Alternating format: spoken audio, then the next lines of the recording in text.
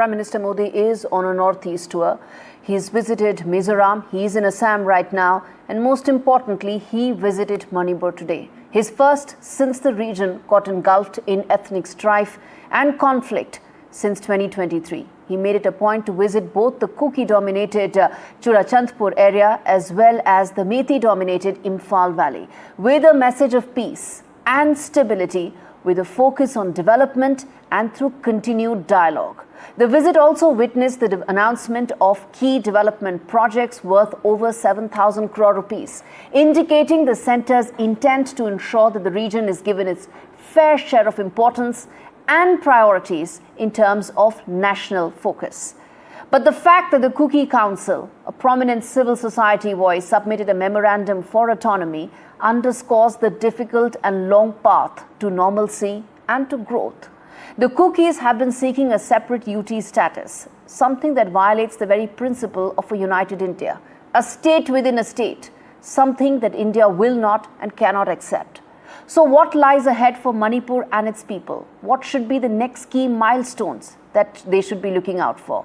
And more significantly, the healing touch that the Prime Minister gave today, does that pave the way for some reconciliation, some rehabilitation, and more importantly, will political normalcy now come back to the state? Those are the key questions that we'll try and get you answers to. But first up, let's play out this report that tells you just how significant today's visit of the Prime Minister is to Manipur.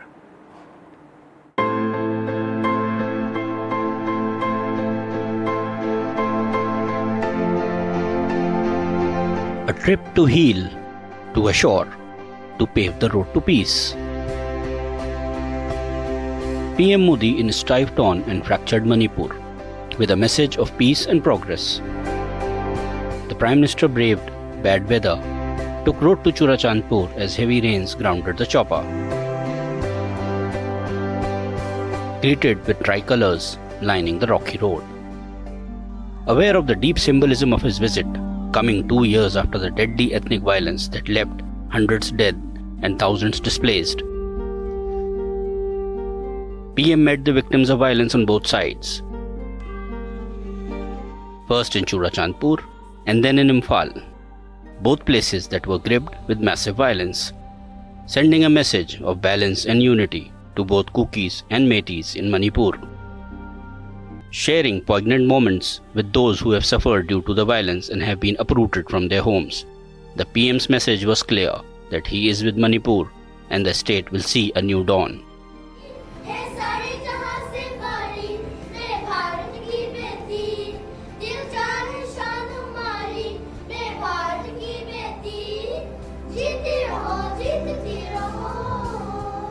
थोड़ी देर पहले मैं उन प्रभावित लोगों से मिला हूं जो कैंप्स में रह रहे हैं।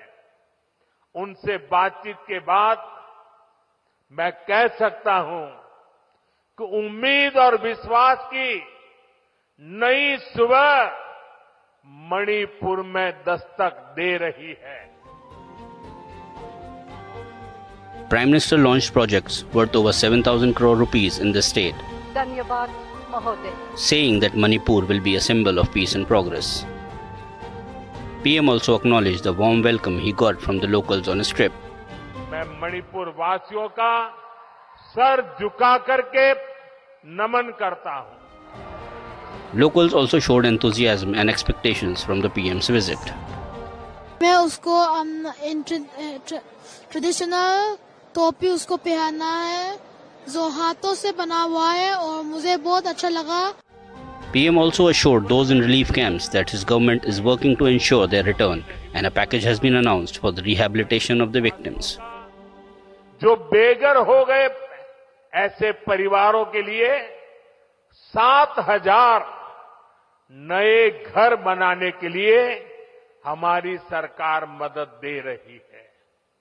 हाल में ही करीब 3,000 करोड़ रुपए का स्पेशल पैकेज भी स्वीकृत किया गया है।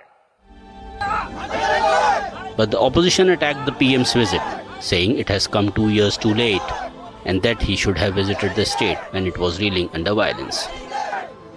I'm glad that he has decided after 2 years that it's worth him visiting. He should have visited long before. And it's very unfortunate that he has allowed what is happening there to happen for so long, and so many people to get killed and so many people to go through so much strife before he has decided to visit. Prime Minister Narendra Modi's trip to Manipur holds immense significance. It was planned carefully, in detail, with visits to both Churachandpur and Imphal. In both places, the focus of the visit was the meeting with the internally displaced people. And the Prime Minister, through his speech, gave hope to the people of Manipur that the government, led by him, is focused on bringing not just lasting peace to Manipur, but also ensuring that Manipur is an integral part of India's Viksit Bharat dream. With camera person Azam Siddiqui at the Kangla Fort in Imphal, Manipur, Saurabh Gupta, NDTV.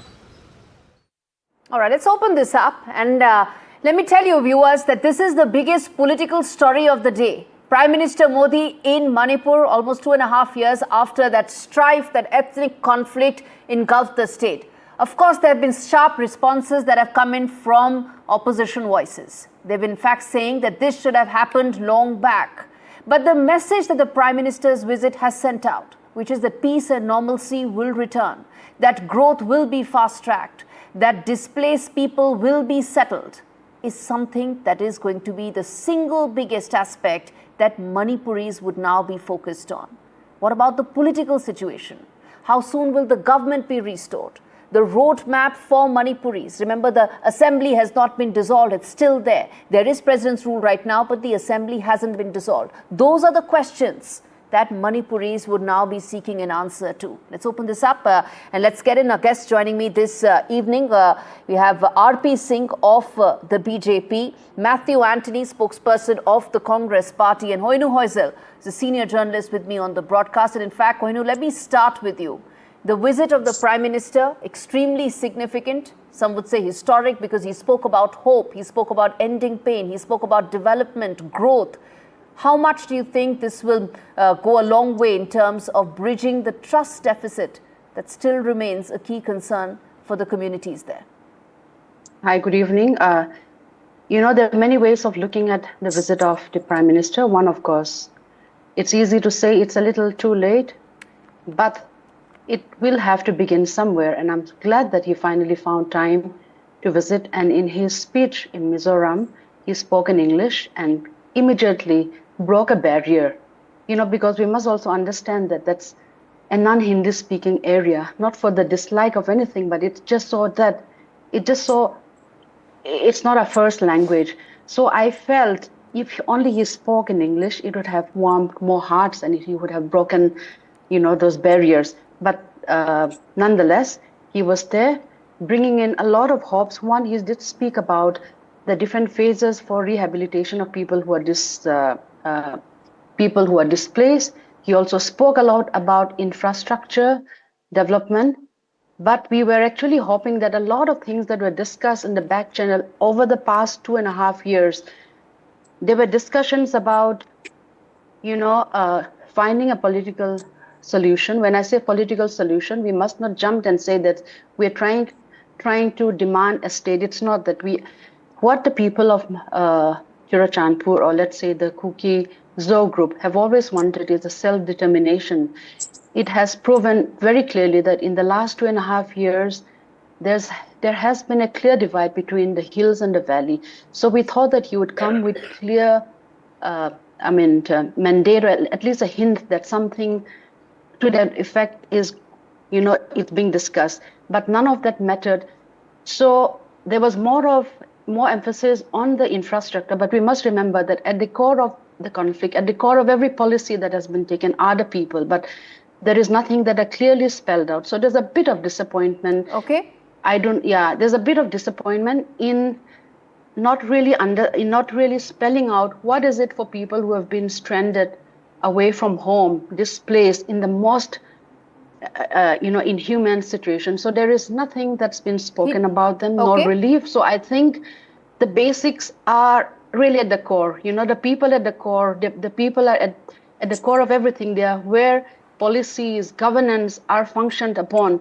So if there's nothing for the people, And it's a little disappointing, but it's a little too early to even use the word disappointing. He also spoke about the holistic development and inclusivity. So in the inclusivity, I would imagine that connectivity is one of the most important things. We must remember that the airport, which is in Imphal, has not been accessible for a lot of people from the Churachandpur district, who have to travel about 15 hours of back-breaking journey through landslide, whatnot. So that has also not been discussed. Some of the points that you raised, let's take them one by one. The fact that there was an effort and a clear intent to reach out, to ensure that the message is felt and to ensure that the connect is made with the people, I think that was a very important aspect. The fact that he spoke in English to ensure that his message of stability, dialogue and development, that went across. He spoke in English in Mizoram. Yes. Spoke beautifully, and I wish he continued that in Churachandpur, because people don't understand Hindi too much. Right. So I felt he would have won greater hearts, and there would have been much more breaking of that barrier and really showing empathy and compassion. That should have come around, in my observation. Okay. All right. Those are important points. And again, for viewers, if you try and understand just how much the situation needs to be brought under control in terms of the milestones that need to be covered for Manipur, there are these buffer zones in which people live. Those buffer zones cannot be crossed. Can that now happen? Is that a road? There is a roadmap that possibly that could happen going forward. As Hoinu mentioned, that those who are, the Kuki-dominated areas are not able to access the airport. The Methi-dominated areas are not able to access the highways because of these buffer zones that have been created.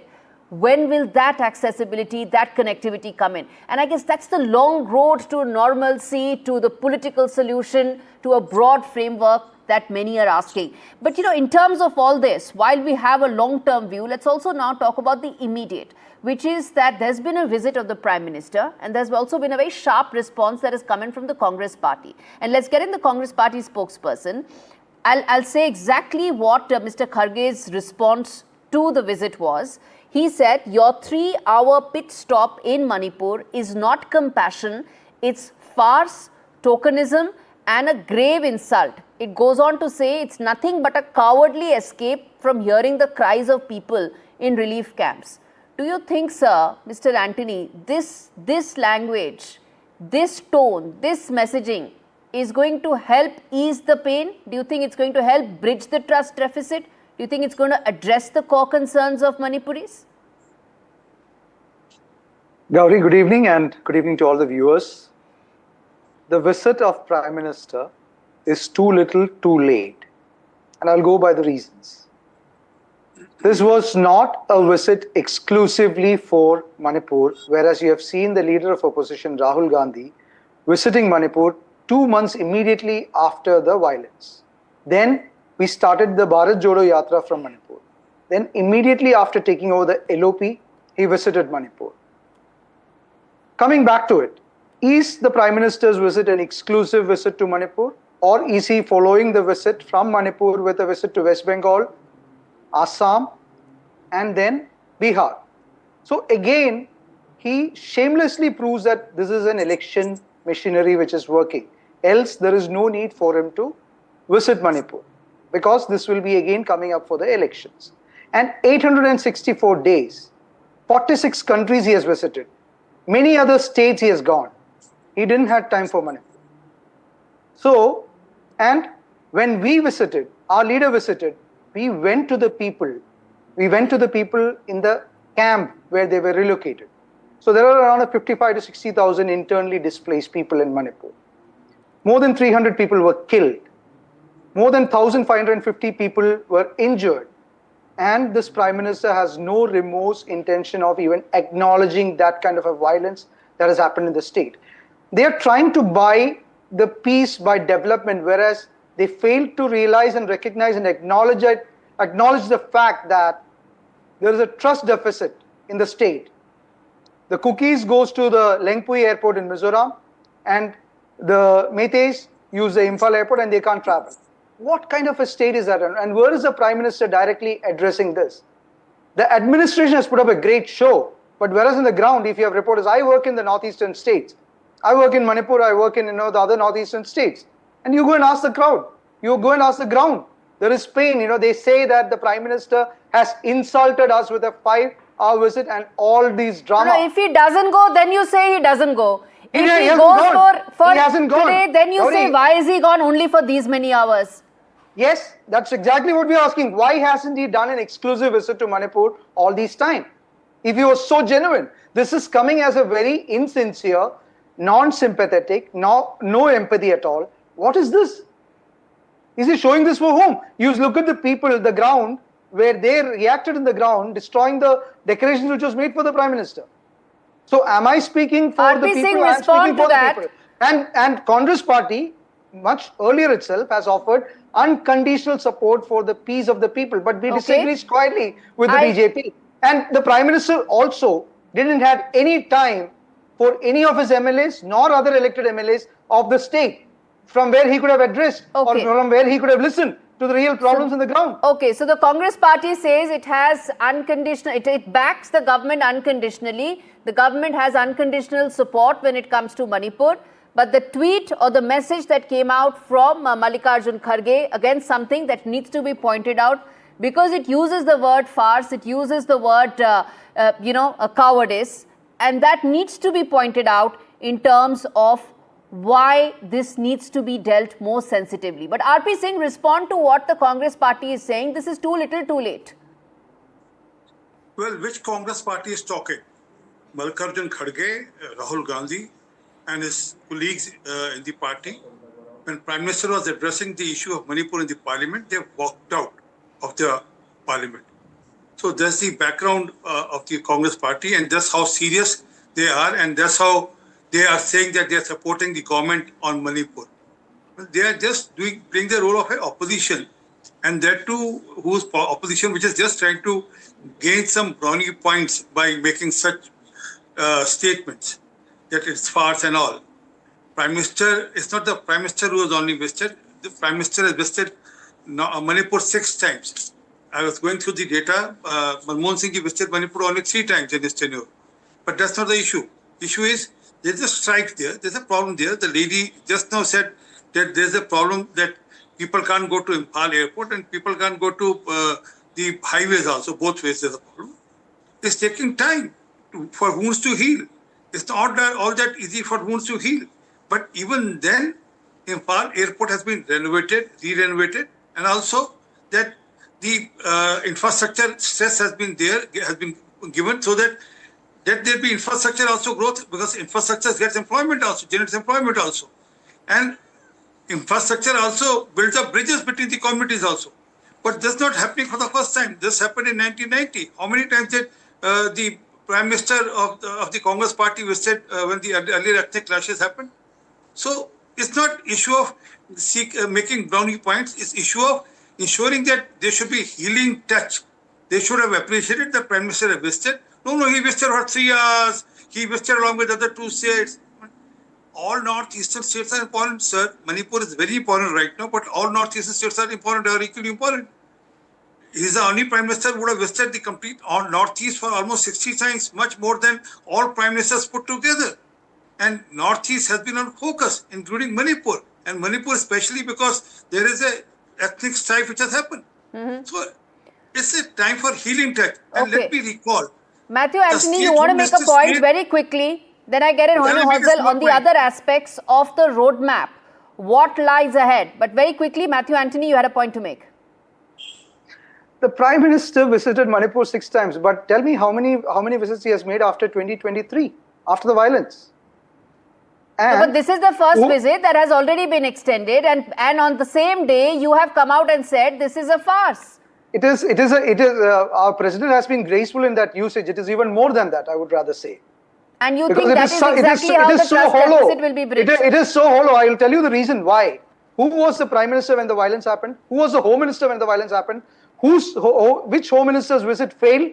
And who was the Chief Minister there? So these trials, the Chief Minister didn't say, no, I didn't interrupt you. So, you can come back, but, don't interrupt me, please. If you're going to interrupt, then I'm not going to speak. Yeah, finish your point, yeah. Yeah.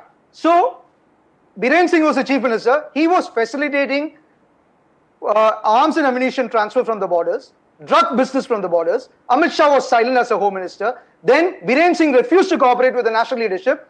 Himanta Biswa Sarma and Biren Singh was competing who is the biggest corrupt chief minister. Who's voting the money? Mr. Anthony, see, this is how conversations get completely derailed. Here we are talking about the plight of Manipuris. We are talking about how will they get the confidence, and do they now have the confidence to ensure that the road, it may be long, it may be treacherous, it may be tenuous, but there is a visibility of that road. But all of road towards normalcy, all of that completely gets derailed with the kind of statements you make.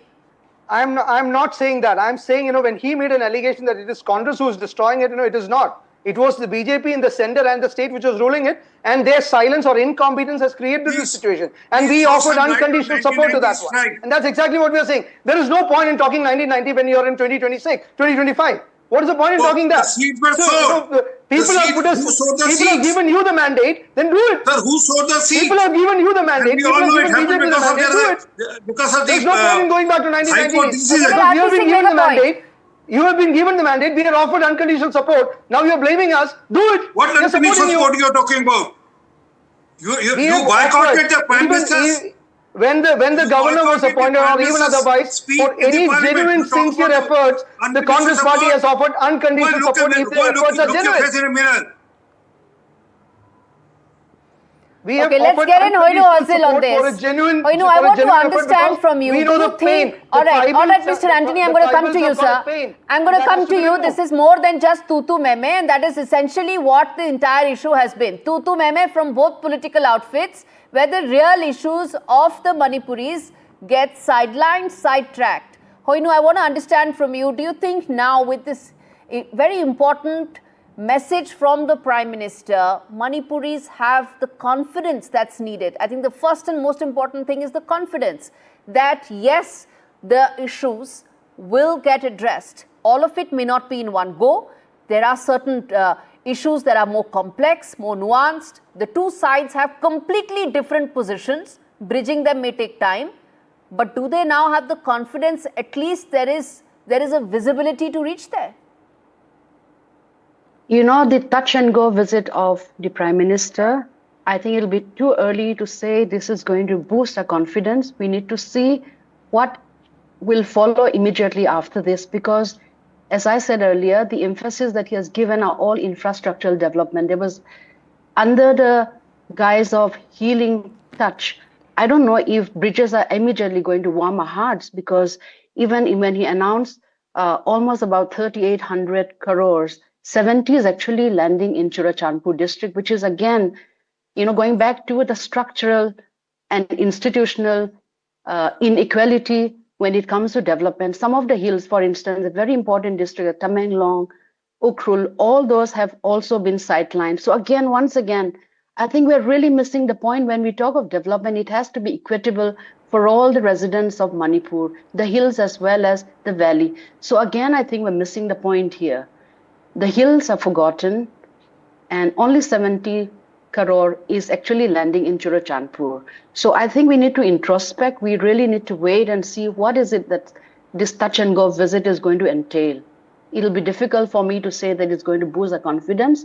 We are absolutely happy that he came, and he saw, at least the little that he saw would help in enabling a lot of things that we have been wanting to address. For instance, political solution is something that's just been kept aside. So the difficult questions and uneasy questions, it's time that we address them and not brush them aside. And we also need to be very clear about what is a definition of peace? What are the ingredients of peace? Shouldn't justice be in place before we even say that we are going to have peace? I know everybody is yearning for peace, but I think there are fundamentals that, there are certain basic fundamentals in order to also attain peace. So I think we need to question and understand what are those roadmaps. They're still very ambiguous to my understanding. I think these are early days. Spell those. Yeah. I think these are early days. We will need to watch. Yeah. And we will get to know more, hopefully, as things progress. If I may just add, he may have taken 5 days or 6 days But if he does not bring anything which is bankable, a bankable solution, it doesn't matter. So I think I would not emphasize too much on the number of days or hours that he spent, but I would like to really understand the intent of his visit, to understand that I hope something bankable, a solution. Absolutely. Hope is the message. Yeah. Hope is the message. Peace is the other key message, riding on growth and development. That's essentially how one should be seeing this. I'm going to wrap this up. Thank you so much, all of you, for joining me this Saturday evening. Well, there are still questions that remain, questions that hopefully will be answered in coming days. First and foremost, how soon the president's rule will make way for a government. As I said, assembly hasn't been dissolved. Will there be a government in place? What happens next about the conflicting demands that the Meiteis and Kukis have? How will you bridge that? And lastly, the trust deficit. How and when will that be addressed by the government? There has been a positive momentum. It needs to continue for peace to be lasting. Thank you so much for joining me on this special edition of the debate this Saturday evening.